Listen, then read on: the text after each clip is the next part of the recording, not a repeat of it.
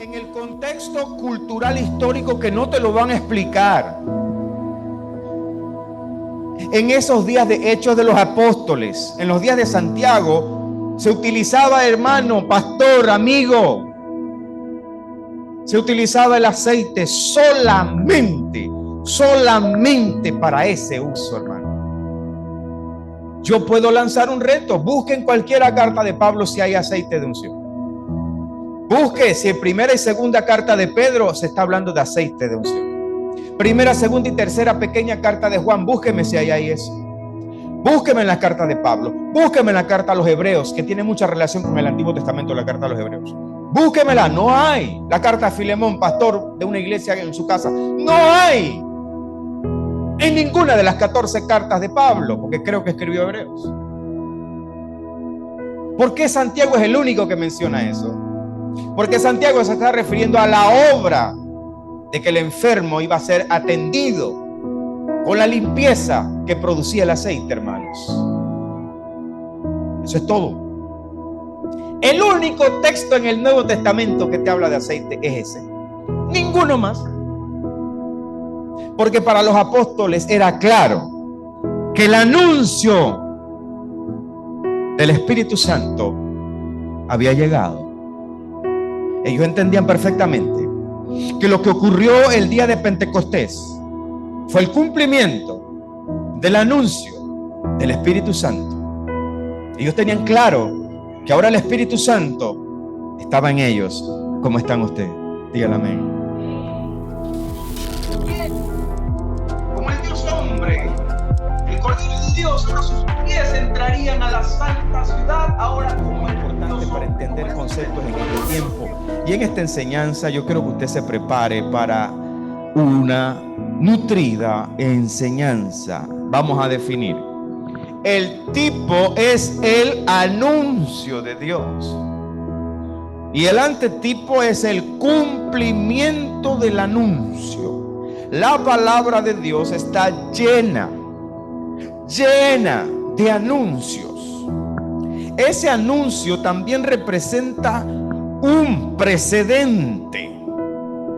También representa derechos legales como jurisprudencias para que Dios, habiendo establecido un anuncio, cumpliéndose el anuncio, hay un precedente legal. Como hemos dicho en anteriores enseñanzas, ¿por qué el juicio del diluvio? Fue un juicio, hermano. No fue un capricho de Dios de inundar la tierra, fue un juicio. Los designios del corazón del hombre eran de uno solo, continuamente, solamente al mal. Y Dios hace juicio, marcando un precedente para que se entienda que todo Apocalipsis, el juicio final, es porque Dios ya estableció un precedente, un anuncio. El diluvio fue un anuncio de un juicio de Dios, donde solamente 8 personas fueron rescatadas en un arca. El cumplimiento, hermanos, es que habrá un juicio final y que hay uno que vino, se hizo carne y él dijo: yo soy la puerta, y todo el que viene a mí no morirá, sino que tendrá vida eterna. Nuestro Señor se convirtió en esa puerta del arca. Él es el arca. Se cumple también. Ahora, sabiendo esto, nosotros vamos a poder ver hoy qué cosas se pueden o no utilizar como cumplimiento. Hoy vamos a ver, por ejemplo, materia bíblica, si es o no es bíblico el uso del aceite como tipo del Espíritu Santo. Interesante, porque la mayoría de nuestras iglesias utilizan el aceite como un tipo del Espíritu. Usted se habrá preguntado por qué en esta iglesia nosotros no utilizamos aceite para ungir y para poner mano, ¿verdad? No lo va a ver. Usted no va a ver en este púlpito una botellita de aceite de oliva. No lo va a ver. No lo ha visto, ¿verdad? No lo va a ver. A menos que cambien de pastor. Y ni así, yo creo, porque usted dice que este es el fundamento, mucho cuidado, ¿eh? Porque hay dogmas que se han establecido dentro de la iglesia, se ven muy bonitos, se ven muy religiosos, parecen buenos. Hermano, no hay problema con eso. ¿Qué tiene de malo? Hoy vamos a mostrar qué tiene de malo o si no tiene nada de malo. Qué interesante va a estar la enseñanza de hoy, ¿verdad? La gente dice que es el aceite de la unción. ¿Qué es la unción? ¿Qué es la unción, hermano? La unción es alguien que está predicando y grita mucho y levanta mucho la voz. Eso es la unción. La unción es caer en el terreno de las emociones a través de la administración de la palabra de Dios. Pues lamentablemente muchas personas creen y han establecido que eso representa la unción del Espíritu Santo, o es la unción. ¿La unción son milagros y prodigios? No.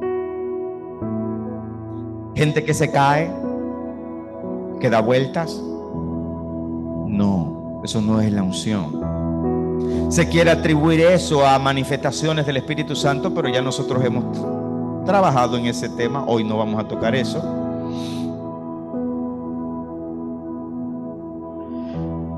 El primer texto que vamos a ver para definir esta enseñanza, que va a ser muy especial para ustedes, van a tener un fundamento bien sólido en cuanto a esto. Usted va a ser bendecido. Usted va a ser una persona que dice, esto no, hermano. Y te voy a explicar por qué no. Y eso le va a bendecir a usted. Isaías capítulo 10, versículo 27.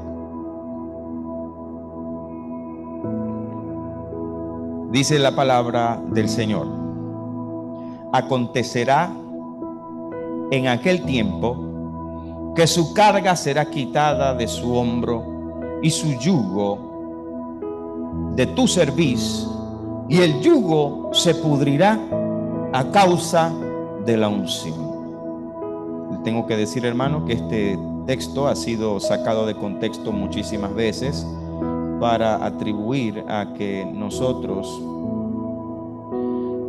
tenemos hoy por hoy cierto tipo de poderes especiales, a pesar de que el Espíritu Santo es el que entrega los dones como Él quiere, no como el hombre quiere. No hay tal cosa de que un hombre te diga a ti, habla en lenguas. Eso no es bíblico, ya lo hemos enseñado. Pero usando este texto, sacándolo de contexto, se quiere llevar a la iglesia a creer cosas que no son para nosotros, en el sentido, hermano, de que cuando aquí dice el yugo se pudrirá a causa de la unción, usted sabe qué dice en el texto original aquí, hermano. Aquí dice el yugo se pudrirá por causa del ungido. Mejor dicho, está escrito al revés: por causa del ungido, hablando de Jesús, el yugo se pudrirá. Mira lo que dice el texto original: por causa del ungido, el yugo se pudrirá. Todos sabemos lo que ocurrió en la cruz. Todos los yugos fueron retirados. Jesús decía: ustedes ponen yugos sobre los hombros de los hombres y vosotros ni con un solo dedo las queréis mover. El apóstol Pedro en Hechos capítulo 15 también habla de un yugo que ni nosotros ni nuestros padres hemos podido llevar.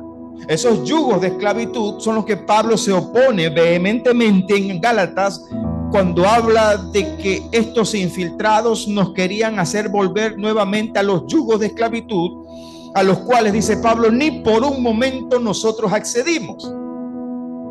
En la cruz, los yugos de esclavitud fueron quebrantados. Somos libres de los yugos de esclavitud, libres en Cristo, sin libertinaje.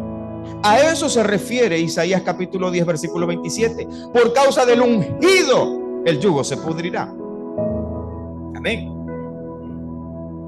En el Antiguo Testamento vamos a ir poniendo fundamentos interesantes. Ojalá pueda usted anotarlos, o si no, ve en la repetición cuando esté en el canal. ¿A quiénes se les ungía, hermanos? Esto es interesante, información, enseñanza. ¿Cuánto les gusta la enseñanza? ¿Quiénes eran ungidos en el Antiguo Testamento? Número 1, reyes. 2, sacerdotes. 3, profetas.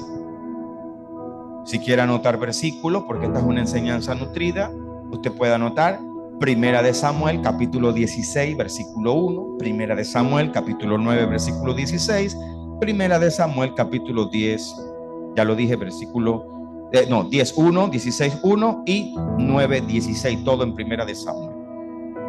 A pesar de que se ungían, escuche bien, únicamente, ¿por qué tenemos que hacer esto? Para llegar a un punto definitivo de si nosotros hoy podemos representar al Espíritu en una botellita de aceite de oliva. Y eso le va a bendecir a usted. ¿Sí o no? Le va a bendecir. Gloria al Señor. Bienvenidos. Mire, escucha, hermano. No todo el mundo era ungido. Reyes, sacerdotes y profetas. A pesar de eso, hubieron jueces también ungidos. Ejemplo, Débora y Barak fueron ungidos como jueces. Interesante, ¿verdad? En el periodo de los jueces, 350 años de jueces en la tierra, hasta que el Señor ungió por primera vez a un rey. ¿Quién fue el primer rey ungido en la Biblia? Saúl. Fue el primer rey ungido en la palabra de Dios. Después David, Salomón y después los reyes de Judá, que es lo que marca la Biblia. Escucha, hermano, enseñanza nutrida. Para nuestro Señor y Salvador, lo voy a repetir porque es bueno repetir. Pablo dice: no me canso de repetir las mismas cosas. Habrán hermanos que nunca han escuchado esto y van a ser bendecidos. Nuestro Señor recibió 2 ungimientos faltando uno. ¿Recuerdan, verdad? Nuestro Señor recibió 2 ungimientos faltando uno. Porque Juan el Bautista era sacerdote y profeta, de un linaje especial, levítico, profeta y sacerdote. Nuestro Señor recibió 2 y falta un ungimiento, porque los reyes tienen que ser ungidos. La nación de Israel dice: este Jesús, los israelitas decían: este Jesús, ¿cómo va a ser el rey de nosotros si nadie lo ha ungido como rey? Claro, ellos tenían un punto válido. Si Saúl fue ungido, si David fue ungido, si Salomón fue ungido, ¿quién te ungió a ti? El ungimiento de Jesús era un ungimiento secreto para el ojo humano. Nadie, ni las tinieblas, ni los fariseos podrían saber que en el Jordán, frente a Juan, se estaba haciendo un ungimiento santo, nuevo. Todo monte y collado, todo valle, todo camino torcido. Ahí comenzaba la tarea del Señor. Nuestro Señor Jesús recibe 2 ungimientos delante de Juan: el de Juan, el del Espíritu, y el que va a recibir nuestro Señor como Rey de toda la tierra para el cumplimiento del milenio. David recibe 3 ungimientos. Nuestro Señor recibirá 3 ungimientos. Qué lindo es el Señor. Qué lindo es el Señor. Hay gente que, como va a escuchar esto por primera vez, le voy a dar los textos bíblicos, porque esta es información que necesita tener veracidad bíblica.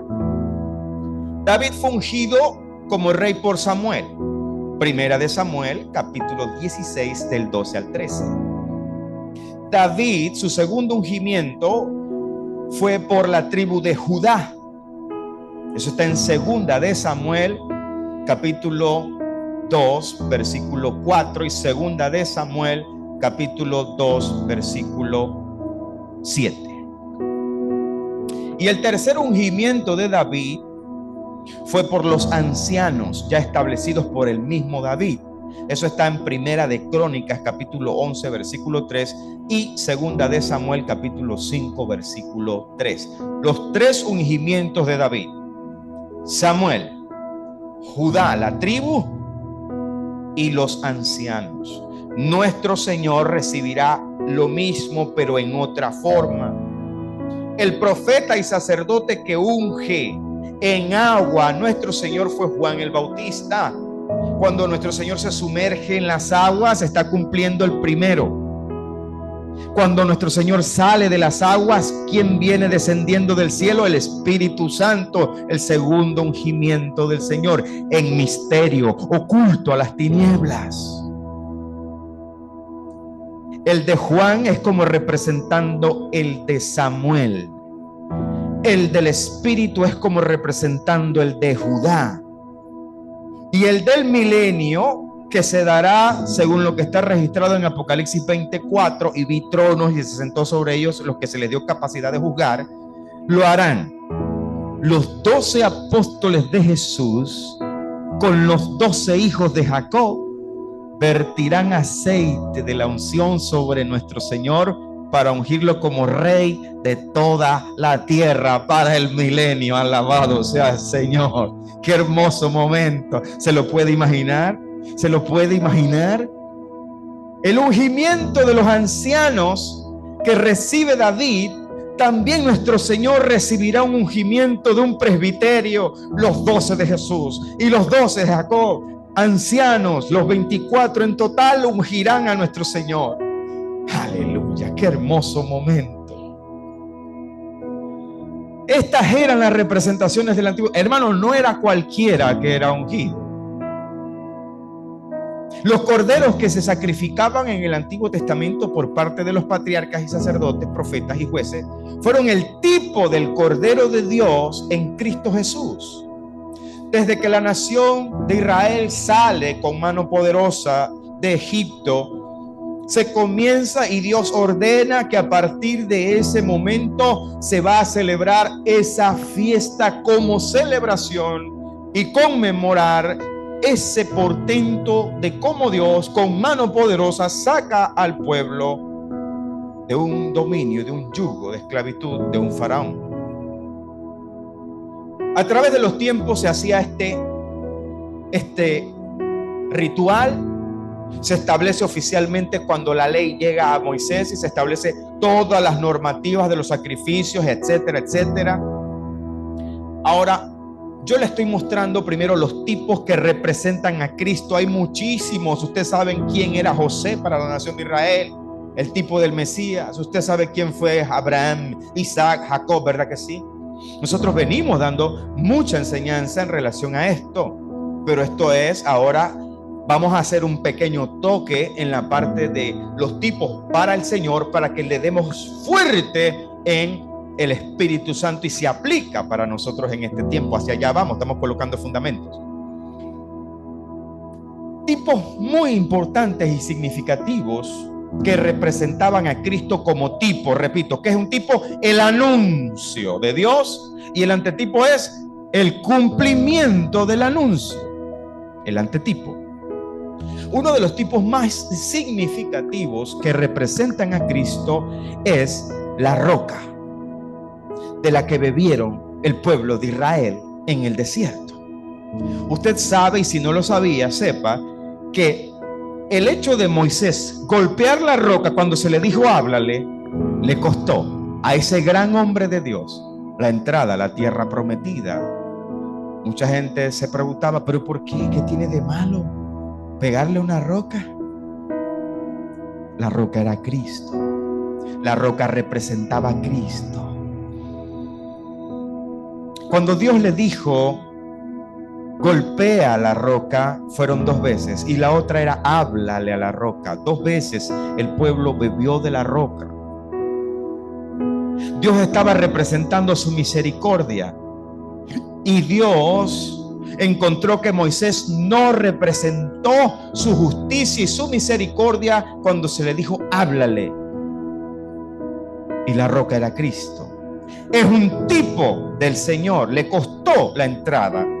Y yo sé que usted quiere leer conmigo el texto que corrobora lo que le estoy diciendo. Primera carta a los Corintios, capítulo 10, versículos 1 al 4. Enseñanza nutrida. Usted está en su casa, anote rapidito. Mejor que anote hoy, porque después llega entonces Se parió el perrito, tengo que ir al súper, ay, ay, ay, uy, uy, uy, Marta, Marta, afanada y turbada, y después se pierde la bendición. Apunte hoy, caramba. Si no es hoy, no es nunca. Bien, primera carta a los Corintios, capítulo 10, versículo 1.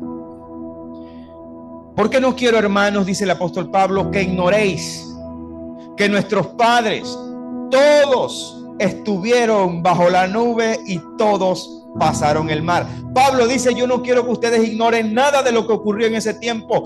Pablo dice: yo quiero que ustedes sepan qué es tipo y qué es antetipo. En otras palabras, Pablo está diciendo: yo quiero que ustedes sepan que Dios anuncia el porvenir. Leamos el versículo 2.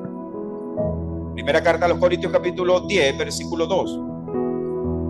Y todos en Moisés fueron bautizados en la nube y en el mar, y todos comieron del mismo alimento espiritual. 4. Y todos bebieron de la misma bebida espiritual, porque bebían de la roca espiritual que los seguía, y la roca era Cristo. Aleluya. Qué hermoso es cuando la palabra te dice: es así, la roca era Cristo. ¿Sabe? Esa misma roca fue la roca que salvó la vida de Moisés. Moisés quería ver las espaldas. Sí, Señor, quiero verte, quiero verte, quiero verte, quiero verte. Ok, me voy a mostrar a ti, pero no me puedes ver mi rostro, porque no hay hombre que me pueda ver mi rostro y viva. ¿Y dónde lo colocó el Padre?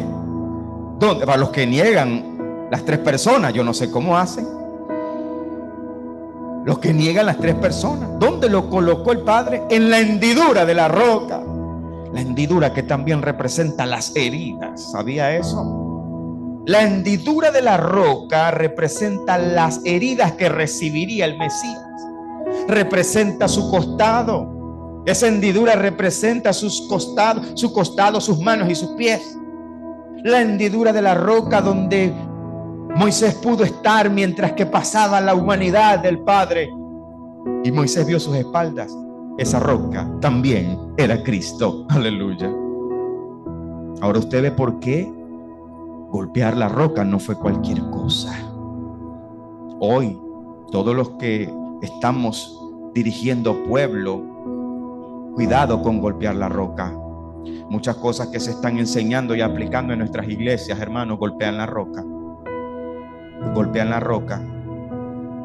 Qué triste, pero a veces no importa. A veces lo que se enseña se dispara. No importa si tiene un fondo, si tiene conceptos, si tiene Biblia, si eso es bíblico, si no es bíblico, se empieza a disparar lo que sea. A mi criterio, eso es golpear la roca. Y hay que tener cuidado los que golpean la roca. Dura cosa es caer en manos del Dios vivo. Fíjese, ese gran hombre de Dios. Todo lo que tú quieras, Moisés, pero no vas a entrar. No vas a entrar porque golpeaste la roca. Hombres de Dios, mucho cuidado lo que enseñamos desde los púlpitos, porque podemos estar golpeando la roca. Había que decirlo. La roca era Cristo. ¿Cuántos dicen amén? Qué lindo es el Señor. Los corderos anunciaban al Mesías. Tipos. El anuncio de lo que ocurriría en la cruz. Juan, la palabra de Dios dice en Génesis capítulo 22, versículo 8. Vamos viendo los tipos de Jesús para ahora ver el Espíritu. Enseñanza que te va a dar un fundamento que nadie te lo va a quitar. El Cordero era Cristo. Génesis 22, 8 dice así. Y respondió Abraham: Dios se proveerá de cordero para el holocausto, hijo mío. E íbamos juntos. Esa expresión no solamente estaba hablando del cordero que aparece justo cuando Abraham levanta el puñal para cumplir la palabra que se le dio. El cordero que aparece en la zarza. Fíjense que en una zarza, qué curioso, ¿verdad? Ese cordero también representaba a Cristo, que fue propiciatorio. Ese cordero ocupó el lugar de Isaac. De la misma forma que el cordero que aparece en ese monte para salvar la vida de Isaac y ocupar el lugar de Isaac, de la misma forma nuestro Señor, el Cordero Santo de Dios, aparecería en ese momento de la humanidad, de la historia, para ocupar tu lugar y mi lugar en la cruz del Calvario. Porque había una promesa: Dios se proveerá de cordero para el holocausto, y se cumple: sobre mí reposa tu ira.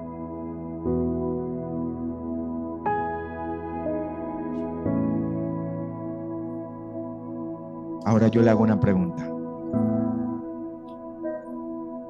¿Qué pasa si hoy tú y yo agarramos, sacamos un cordero, ponemos un holocausto, teniendo la revelación de que el pan vivo descendió, de que la serpiente, el tipo era Cristo, el pan era Cristo, el cordero era Cristo, la roca era Cristo y todos los demás tipos del Señor que están representados en el Antiguo Testamento? Si yo tomo arbitrariamente, bueno, hermano, la congregación de los santos, nosotros aquí, ¿sabes? Somos los más espirituales, somos israelitas nosotros aquí. El domingo vengan todos, vamos a poner un holocausto, yo traje un chivito de chepo, vamos a hacer un sacrificio, vamos a cortarlo y vamos a presentarlo. Yo no soy ni sacerdote, yo no soy levita, yo no soy nada. Y yo aparezco con una locura así. Vamos a hacer un sacrificio. ¿Qué clase de loco sería yo? ¿Qué secta sería esto? ¿Sería una locura? ¿Una aberración? El Cordero Santo llegó. El anunciado se cumplió. La roca ahora nos da agua viva.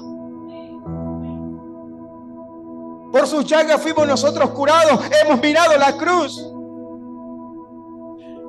¿Qué disparate sería ahora nosotros agarrar un corderito y hacer? Nosotros sabemos que el cordero anunciado era Cristo, el Cordero Santo. ¿No sería una terrible ofensa para nuestro Señor hacer eso? Pregunta la iglesia.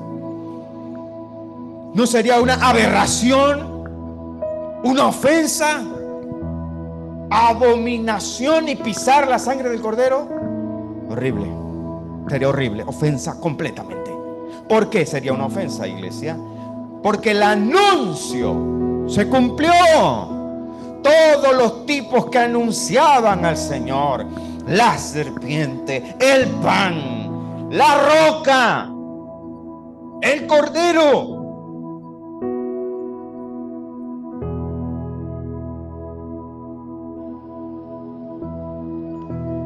Ahora la pregunta que usted tiene que hacerse, hermanos: hacer una mala representación del Espíritu Santo hoy, que fue anunciado desde tiempos antiguos, y te lo voy a demostrar cómo el Espíritu Santo fue anunciado.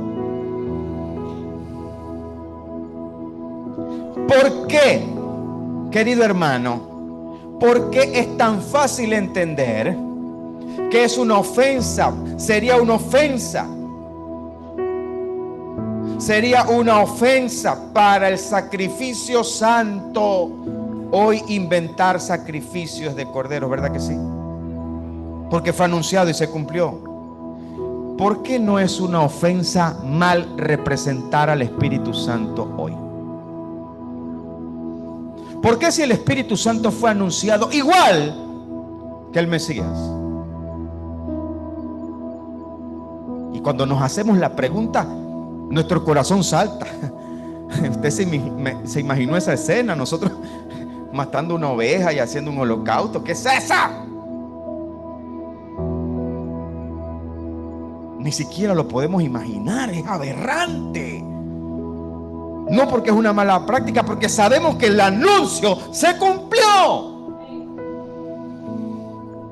¿Por qué nuestra iglesia hoy no comprende que usted no puede tomar y representar al Espíritu Santo en una botella de aceite de oliva, preparado como les da la gana, por quien les dé la gana? ¿Por qué no? ¿Por qué no ofende? ¿Por qué no ofende? Yo quiero preguntar, ¿por qué no ofende? ¿Por qué no entendemos que también se anunció el Espíritu y el Espíritu Santo hoy habita en ti? Pero vamos a ponerle sustento bíblico. Tantas personas, usted sabe que esto usted no lo va a escuchar por ahí, ¿verdad? Usted está clarito de eso. Ya usted sabe cuál es la cosa.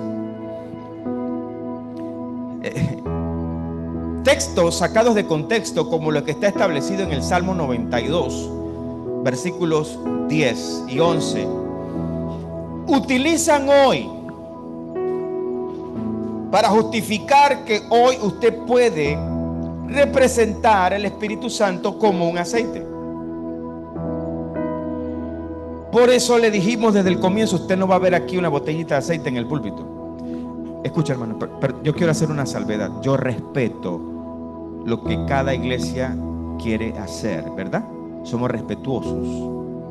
Pero si algo no pasa el filtro bíblico apostólico, esta iglesia al menos lo va a enseñar. Nosotros no vamos a imponer nada a nadie, ¿verdad que no? Pero nosotros, como responsables que somos de los fundamentos que establecemos, que estos fundamentos van a quedar, hermano, para siempre. Para siempre. Usted debe decir, esto es un fundamento de la iglesia, no es el fundamento del pastor, no. El fundamento de la iglesia. En el Salmo 92 dice, pero tú aumentarás mis fuerzas como las del búfalo. Seré ungido con aceite fresco. Oh, claro, usted te lo está diciendo David. Aplica para David, era rey y apuntaba al Mesías. Eso tiene doble cumplimiento. David fue ungido como rey. Por eso te mostré que David fue ungido 3 veces. Samuel, Judá, los ancianos, porque era el rey.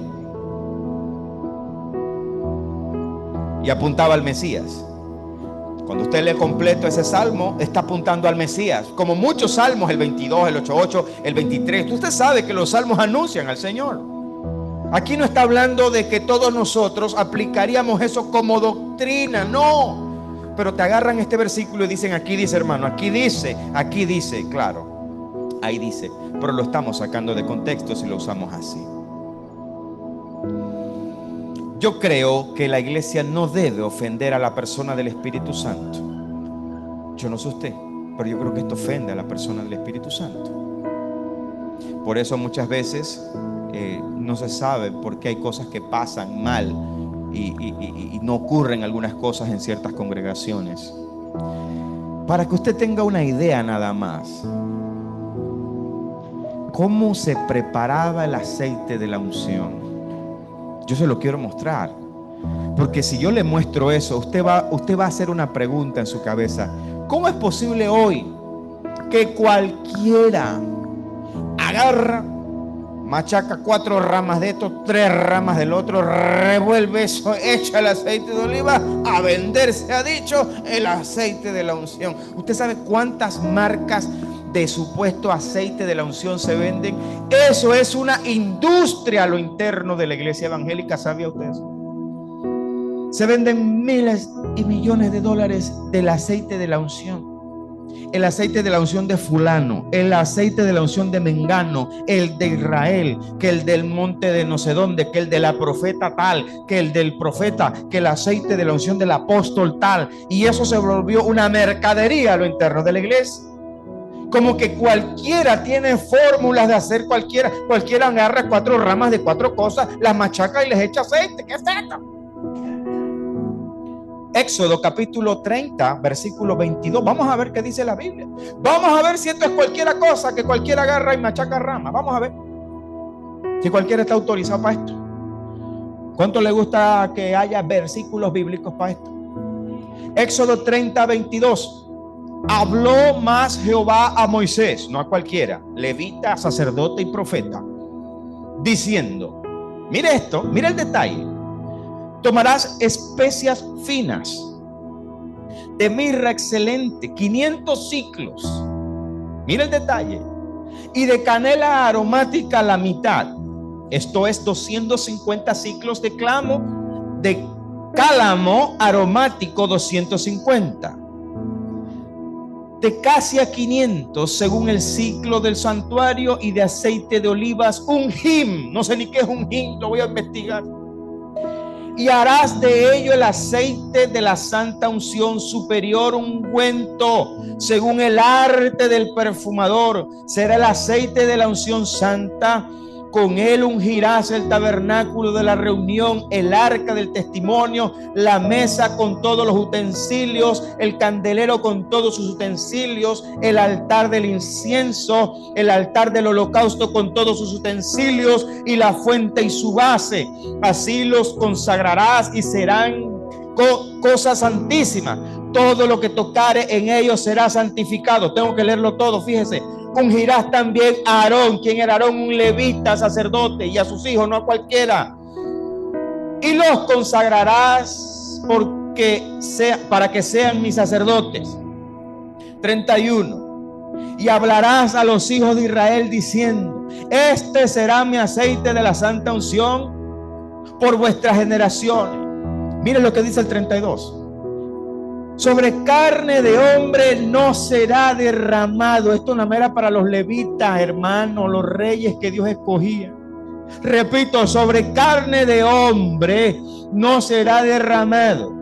Ni haréis otro semejante, iglesia, ni haréis otro semejante conforme a su composición. Santo es, y por santo lo tendréis vosotros. ¿Está más claro? Yo no sé. 33, lo leeré también. Cualquiera que compusiera un ungüento semejante y que pusiere de él sobre extraño, será cortado de entre su pueblo. Santo Dios. Hermano, no solamente no era cualquiera medida, no solamente era cualquiera cantidad, no solamente era cualquiera cosa. Los elementos que se usaban eran especiales, cosas que ya ni siquiera se consiguen, hermanos, ya cosas que ya no se consiguen. ¿Quiénes manipulaban esto? Sacerdotes levitas. Y había castigo, Enrique. El Señor dice: tú no vas a poner esto sobre cualquier hombre. Es muy bonito, muy religioso, se ve bonito, está bien, se ve ceremonial, pero no es bíblico, hermano. ¿Qué hacemos? Decidimos aquí, tomemos una decisión. O hacemos lo que es bíblico, o hacemos por lo que se ve bien bonito, lo que se ve ceremonial. ¿Qué hay que hacer, hermano? ¿Lo bíblico o lo que se ve bien? Lo bíblico. Lo que me dice la palabra, lo que me enseña la palabra. El aceite no era cualquier cosa, ni en el Antiguo Testamento, hermano. Es que no es que se trata de que estamos mal representando al Espíritu Santo y que puede ser una ofensa al Espíritu Santo. Y perdónenme los que usan eso. Usted sabrá qué va a hacer, hermano. Si a usted le pusieron aceitito, gloria a Dios. Y ahora les voy a contar un testimonio. Pero no es bíblico, ¿qué hacemos? Cualquiera que compusiere un ungüento semejante, ni siquiera igual, semejante, y que pusiere de él sobre extraño, será cortado. Esto es serio, hermano. Esto es serio. ¿Y por qué será cortado? Porque no es cualquiera que puede estar haciendo esto. Ni siquiera en el Antiguo Testamento era cualquiera. Y ahora nosotros acá machacas 3 ramas de esto, 4 ramas del otro, échale papo, échale yuca, échale ña, y échale y aceite de oliva, y a vender se ha dicho. ¿Qué es esto, hermanos? Esto es serio. Iglesia, esto es serio. ¿Cuándo vamos a ponerle este punto a las cosas, señores? ¿Por qué? Número 1, ¿por qué se hace esto? Por mercadería. Número 2, por tradición, sin base en la revelación. Número 3, por falta de conocimiento. Y estas 3 cosas ofenden al Espíritu Santo. Sí, señor. Se ve muy bonito, me unto la mano de aceite, le pongo la mano, muy chévere. Pero no es bíblico, hermano. ¿Quién va a enseñarle esto a la iglesia hoy? Es difícil que se enseñe, hermanos. Si representar hoy, agarrar un carnero y hacer un holocausto sabiendo que el Cordero Santo llegó, el pan que descendió del cielo, ya vino, el pan vivo. ¿Por qué hoy el Espíritu Santo va a cualquier cosa? El Espíritu Santo. Pero los habilidosos, porque esta enseñanza es apologética y siempre ha sido apologética, porque defendemos lo que estamos enseñando, ¿verdad? Porque va a haber una persona que dice: hermano, difiero, permiso, hermano Juan Carlos, difiero, refuto.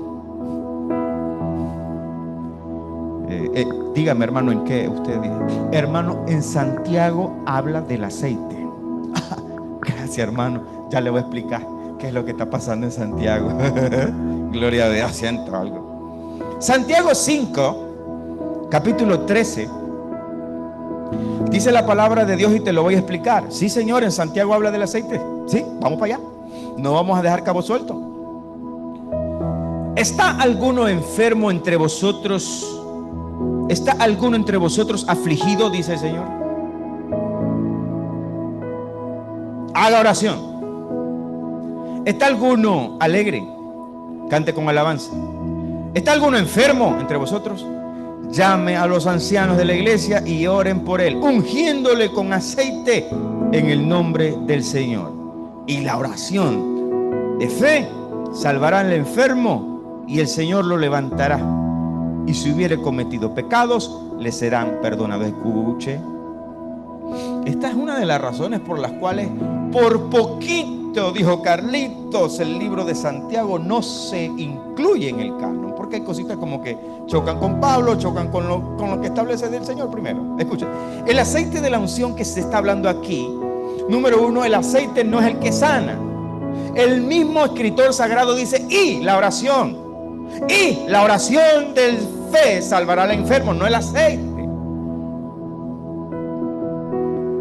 ¿Por qué el escritor sagrado está diciendo que es la oración de fe la que sana al enfermo? Porque el aceite aquí se usa en el contexto de la limpieza del enfermo, de la higiene, de las cuadrillas de la iglesia que iban por los caminos, senderos y las calles buscando a los leprosos, los llagosos, los enfermos. Y esta gente limpiaban a los que estaban leprosos y enfermos con aceite. Porque escucha, hermano, el aceite en la antigüedad era lo que se usaba para limpiar a los enfermos. Sanaba, cicatrizaba, cauterizaban las llagas. Y no era el mismo aceite que se compuso por los levitas, no, era un aceite para sanar, para limpiar heridas, suturar, cauterizar. Por eso el escritor sagrado está diciendo: y la oración.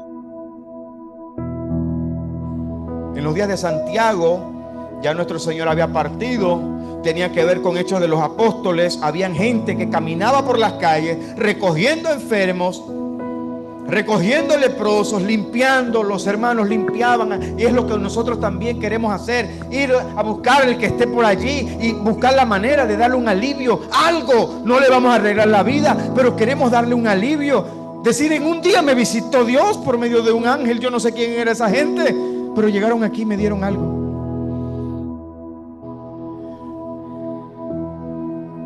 Las cuadrillas que salían a limpiar a enfermos con aceites, porque era la única forma de higienizar a esos enfermos. Le voy a dar verso bíblico para que usted vea. No estamos enseñando esto por enseñar. No, hermano, eso es su interpretación personal. Espérate. Hechos 10, Hechos 19, 10, 12. La Biblia lo registra. Qué bonito es el Señor. Hechos capítulo 19, versículo 10 al 12. Dice así, hablando de Pablo en sus días: así continuó por espacio de 2 años, de manera que todos los que habitaban en Asia, judíos y griegos, oyeron la palabra del Señor Jesús. Y hacía Dios milagros extraordinarios por mano de Pablo. 12. De tal manera, oído, de tal manera que aún se llevaban a los enfermos. Escuche, que aún se llevaban a los enfermos paños o delantales de su cuerpo, y las enfermedades se iban de ellos y los espíritus malos salían.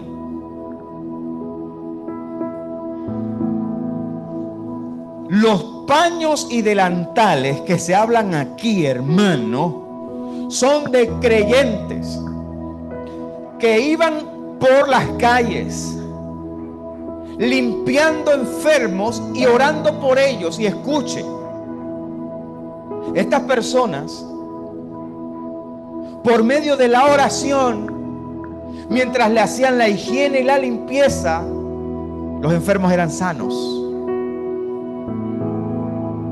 Los paños y delantales, hermanos,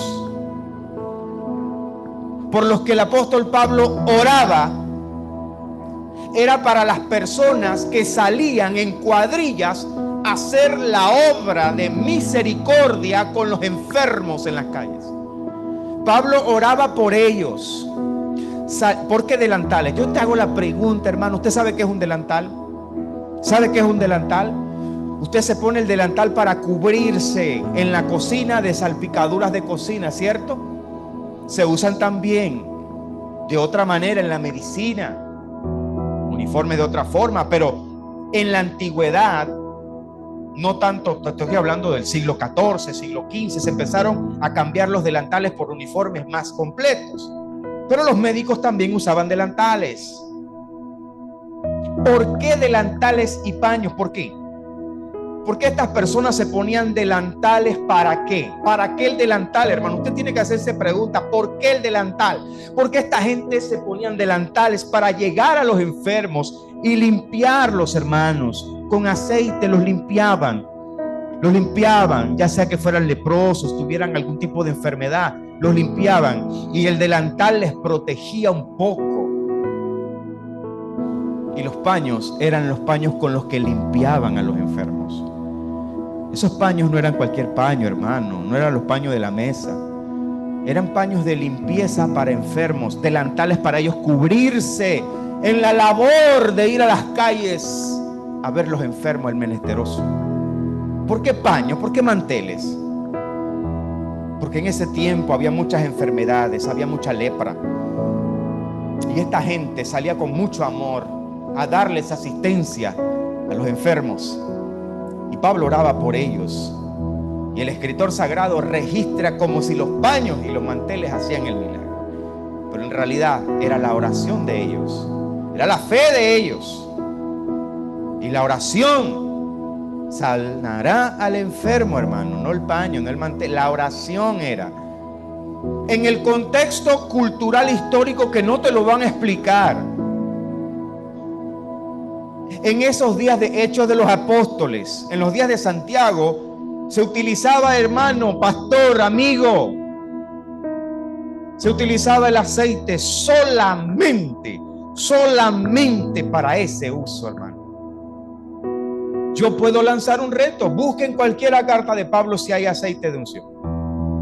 Busque si en primera y segunda carta de Pedro se está hablando de aceite de unción. Primera, segunda y tercera pequeña carta de Juan, búsqueme si hay ahí eso. Búsqueme en las cartas de Pablo, búsqueme en la carta a los Hebreos, que tiene mucha relación con el Antiguo Testamento, la carta a los Hebreos. Búsquemela, no hay. La carta a Filemón, pastor de una iglesia en su casa, no hay en ninguna de las 14 cartas de Pablo, porque creo que escribió Hebreos. ¿Por qué Santiago es el único que menciona eso? Porque Santiago se está refiriendo a la obra de que el enfermo iba a ser atendido con la limpieza que producía el aceite, hermanos. Eso es todo.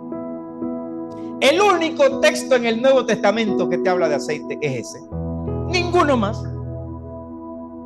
Porque para los apóstoles era claro que el anuncio del Espíritu Santo había llegado. Ellos entendían perfectamente que lo que ocurrió el día de Pentecostés fue el cumplimiento del anuncio del Espíritu Santo. Ellos tenían claro que ahora el Espíritu Santo estaba en ellos. ¿Cómo están ustedes? Dígale amén. La palabra de Dios dice, ya estamos terminando. Primera carta de Juan, capítulo 2, versículo 20. Yo quiero que usted lo lea conmigo. ¿Lo tenemos en controles ese? Me lo debes. Está bien, está bien. En su casa búsquenlo, aunque es cortito, un solo versículo. Primera carta de Juan, de las pequeñas cartas de Juan. Los nuevos sepan que son las últimas. Está bien al final. Antes de Judas, cerca de Apocalipsis, están las 3 pequeñas cartas de Juan. La primera pequeña carta de Juan, capítulo 2, verso 20. Mire lo que dice el apóstol Juan. Pero vosotros tenéis la unción del Santo y conocéis todas las cosas. Hermano, usted y yo tenemos la unción del Santo, que es el Espíritu Santo. Usted ya no necesita un aceite, primero porque usted no es rey, usted no es sacerdote, usted no es juez.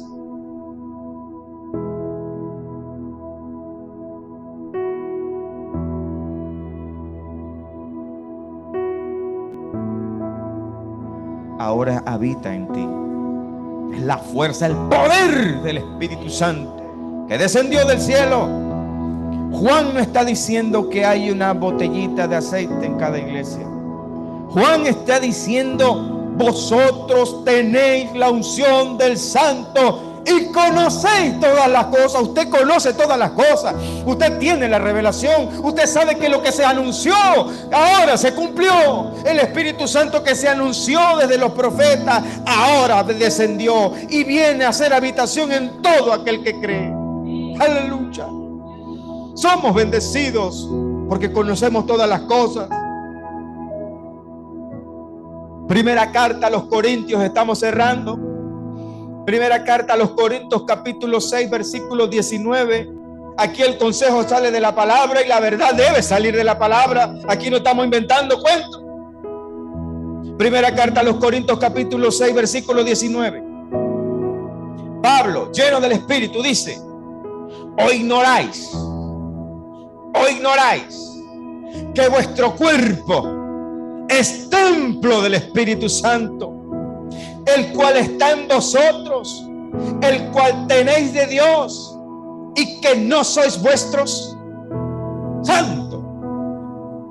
¿Sabe todo lo que está diciendo Pablo allí? Se lo voy a recordar. No solamente usted es templo y morada del Espíritu Santo, aleluya, ni David tenía eso.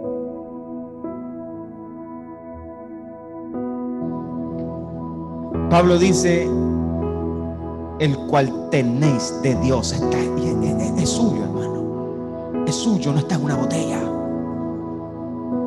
Y dice Pablo: y que no sois vuestros. Yo le voy a desmenuzar esa expresión de Pablo. Ya lo he hecho, pero se lo voy a repetir. ¿Sabe qué quiere decir Pablo? Y que no sois vuestros. Pablo está diciendo que el Espíritu Santo no solamente es el que habita, sino que es el dueño de la morada. Santo Dios. Pablo no solo te está diciendo que el Espíritu Santo hizo habitación en ti. Pablo está diciendo: no sois vuestros. Hablando del Espíritu, lo que Pablo está diciendo, que no solamente Él es el que habita en ti, sino que es el dueño de la morada. Él es dueño de la morada, porque Él es el que te va a entregar. Él es el que te va a transformar en un abrir y cerrar de ojos. A la final trompeta será Él el que hará la obra del portento de transformar tu cuerpo de pecado en un cuerpo de gloria semejante al de Cristo. Será Él el que lo hará. ¿Y cómo lo va a hacer? Porque habita en ti. Habita en ti.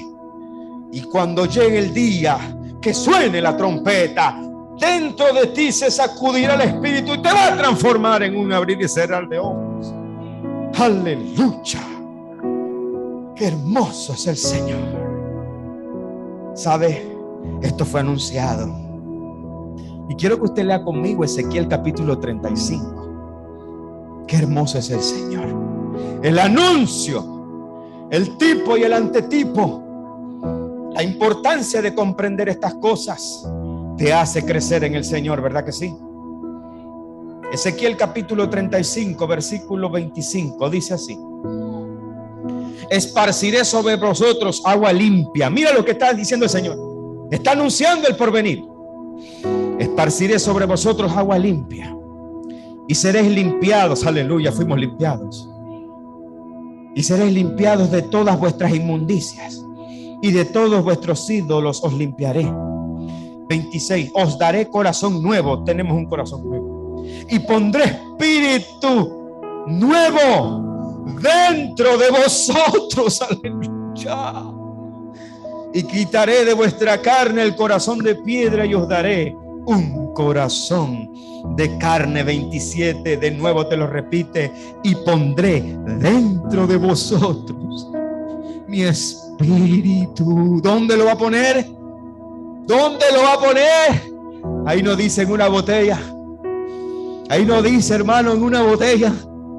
Ahí dice, y pondré dentro de vosotros mi espíritu, y haré que andéis en mis estatutos y guardéis mis preceptos y los pongáis por obra. Alabado sea el Señor Jesucristo. La palabra es contundente. Contra ella, hermano, como dice la Escritura, como dice Isaías, a la ley y al testimonio, si no dijeren conforme a esto, es porque no les ha amanecido, dice el profeta Isaías en el 8:20. El que no dijere conforme a esto es porque no le ha llegado la revelación, la iluminación de quién es la persona del Espíritu que hoy habita en ti. El Señor lo dijo, el Señor lo anunció.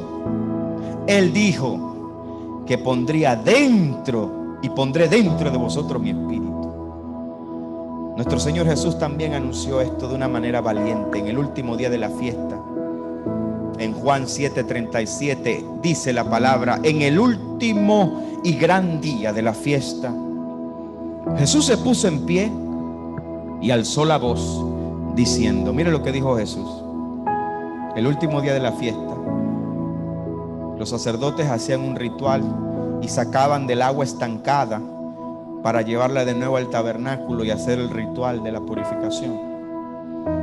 Pero el Señor rompe el silencio en una ceremonia que todo el mundo no podía ni, se escuchaban los grillos, las moscas. Era un ceremonial muy callado, hermano. Jesús, escuche, Jesús valientemente se para en medio de una ceremonia que nadie la podía interrumpir, porque fácilmente el sacerdote te podría mandar a apedrear. Si usted se atrevía a interrumpir esa ceremonia, el sacerdote tenía la autoridad de mandarte a apedrear. Era muy solemne para ellos. Jesús se levanta el último día de la fiesta, el más solemne, todo Israel callado y los sacerdotes haciendo el ritual. Dice la Escritura, el último y gran día de la fiesta. Mira la valentía de él anunciándote el Espíritu. Jesús se puso en pie y alzó la voz diciendo, esto lo hizo en alta voz: si alguno tiene sed, venga a mí y beba. El que cree en mí, como dice la Escritura, de su interior, aleluya, repito, de su interior correrán ríos de agua viva, aleluya. De su interior, hermano, de su interior, porque ahora la unción está en ti. La unción está en ti. El Espíritu anunciado está en ti. Él anunció que lo pondría dentro de ti. Y también dijo, y pondré mis leyes en los corazones de ellos, dice la Escritura. El 39 dice, esto dijo del Espíritu. Esto dijo del Espíritu que habían de recibir los que creyesen en Él, pues aún no había venido el Espíritu Santo, porque Jesús no había sido aún glorificado. Qué valentía de mi Señor pararse en medio de una fiesta tan solemne y ritual para levantarse con alta voz. Pudo haber sido apedreado. Lo pudieron callar y decir: apedreadlo, está interrumpiendo esto. Pero él estaba jugándoselas todas para anunciarte a ti hoy por la Escritura que el Espíritu Santo iba a correr de dentro de ti como río de agua viva. Hermano, usted y yo, ¿sabe? Usted y yo, llenos del Espíritu Santo, somos el río de agua viva de Dios. Nosotros somos las aguas que estamos llenas de la sal de Dios, como lo vio el profeta Ezequiel en las aguas salutíferas. Las aguas que por donde quiera que esas aguas se metían, había sanidad, había sanidad. Lo vio el profeta. Nosotros somos las aguas que vio el profeta Ezequiel en las aguas salutíferas. Búsquelo en el profeta, las aguas salutíferas del profeta Ezequiel. Somos nosotros. Somos el río de agua viva de Dios. Porque llenos del Espíritu Santo, usted y yo tenemos el deber, hermanos, de llevar sal, de llevar luz. Nosotros no somos el agua estancada, hermano. Nosotros no somos el estanque de Betesda, que una vez al año llegaba el ángel, agitaba las aguas y cualquiera que llegara de primero, hermano, ese recibía la sanidad. Y habían hombres cojos y habían hombres enfermos que les era imposible llegar, y ahí estaban. Por eso Jesús tuvo que llegar ante uno de ellos y sanarlo, porque era imposible para él llegar cuando el ángel agitaba las aguas. Pero alabado sea el Señor, el ángel del pacto se encarnó y nos dio la capacidad de recibir las aguas del Dios anunciadas. Ya no dependía de un ángel una vez al año, no. Ya no dependían de un agua estancada en el estanque de Betesda, no. Ahora correrían de tu interior y del mío los ríos de agua viva anunciados por el profeta. Y eso a usted le debe llenar su corazón. Nosotros estamos, hermanos, por encima, muy por encima. Y hay cosas que la iglesia necesita que se les revele, hermanos. Esta enseñanza no tiene la intención de criticar a nadie ni hacer sentir mal a nadie, hermanos. Pero hay verdades que necesitan ser enseñadas. Por muy modesta que sea nuestra iglesia, por ahora vamos a seguir enseñando la palabra de Dios tal cual está escrita. Tenemos un compromiso con Dios, y donde estén 2 o 3 reunidos, allí estará el Señor. Aquí estará el Señor, y seremos ese remanente fiel. Aleluya. Le damos gloria y honra al Señor, que nos ha escogido en este tiempo para hacer ese río de agua viva y ese Espíritu Santo anunciado. Por eso tenemos que entender, hermanos, que si es una ofensa, sería una ofensa volver a sacrificar corderos. Si entendemos que el Cordero Santo llegó, Juan el Bautista dijo: he aquí el Cordero de Dios que quita el pecado del mundo. Él mismo dijo: yo soy el pan vivo que descendió del cielo. Él es la serpiente, no, Él es el Hijo de Dios, que todo aquel que en Él cree no se pierde, mas tenga vida eterna. Él es la roca de la que salió el agua. Él es la hendidura. En el Antiguo Testamento entró Moisés. Ahora, por su gracia, todos nosotros entramos a la hendidura de la roca, hermano. Usted está en la hendidura de la roca. Usted tiene la capacidad de llegar al Padre confiadamente, porque usted está en la hendidura de la roca, y la roca es Cristo. Somos bendecidos, somos bendecidos. Y así como respetamos que la roca era Cristo y el Cordero era Cristo, hoy tenemos que respetar la persona del Espíritu Santo. El Espíritu Santo es mucho más que una botella de aceite, hermanos.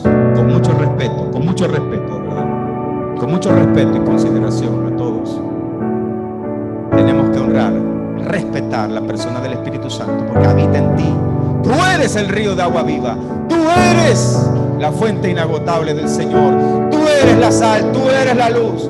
Y debemos recorrer las naciones para llevar este evangelio de salvación a todas las naciones. Aleluya. Le damos gracias al Señor. Póngase sobre